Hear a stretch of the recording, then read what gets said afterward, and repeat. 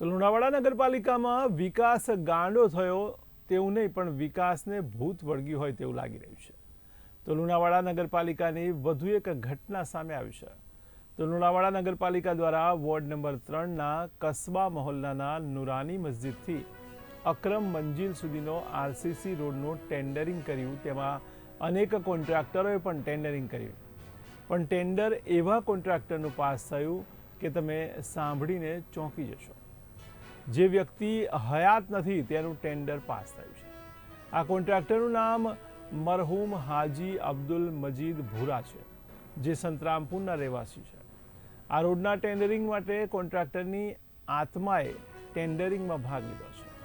તો ટેન્ડરિંગની ડિપોઝિટ પણ ભરાઈ અને કોન્ટ્રાક્ટરને કામ પણ મળી ગયું અને કોન્ટ્રાક્ટરની આત્મા વર્ક ઓર્ડર લઈને આ રોડનું કામ પણ ચાલુ કર્યું. ત્યારે અંદાજિત આ રોડનું કામનું ખર્ચ આશરે 4 થી 5 લાખ રૂપિયાનું છે.